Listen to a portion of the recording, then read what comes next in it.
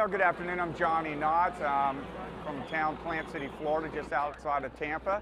This is my 10th year of working with IMSA Motorsports, and I'm actually the head pit lane manager for the Tudor Series. Yeah, you can do that up to the 5. I'm on the logistics team that kind of goes around and sets everything up that you see in the paddock as far as all the semi-trucks with IMSA.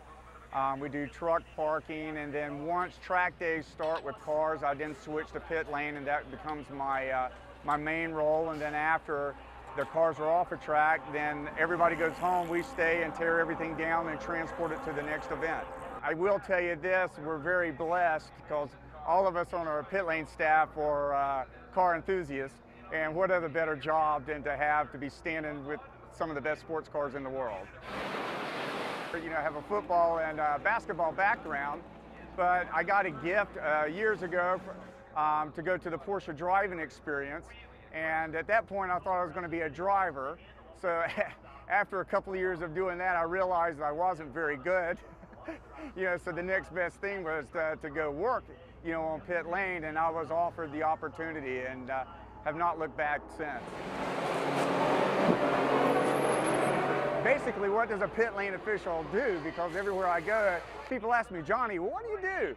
And it's very simple. We have 3 roles that a pit lane official does, and one is, of course, is to observe and report to race control pit lane rule infractions.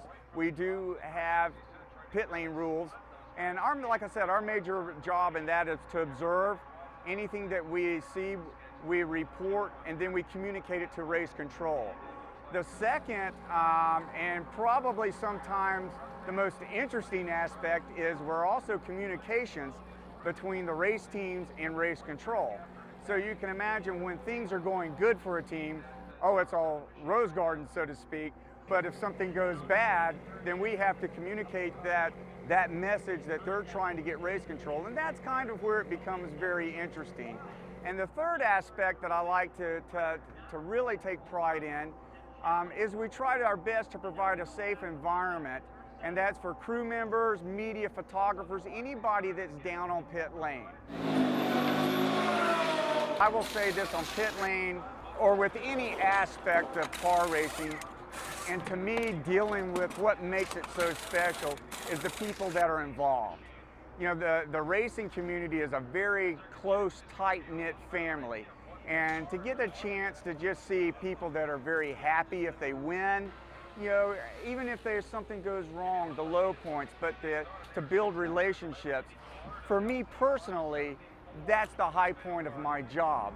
Now, I have had some incidents, you know, in the past where actually 1 year in Sebring years ago, I won't go into detail what happened, but there was so much pressure and intensity on the questions and some of the things I was involved with. I actually broke a back tooth, you know, standing on pit lane, gritting my teeth.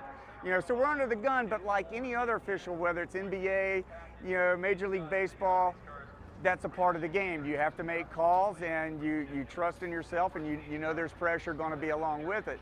But I will say to this, going back to what I said, the high point is when the day is over and done in the racing community, we make our calls, we do our job, and after the event, we're all one family. You know, and I think that's what makes all type of motorsports, not just sports car racing, but IndyCar, motorcycle racing, it's all the same. It's so family-like. And you know, I go home, and especially the off season, after about 3 to 4 weeks, I'm kind of starting to miss, hey, I miss my family, I miss my buddies, my friends, and that's what really makes it exciting.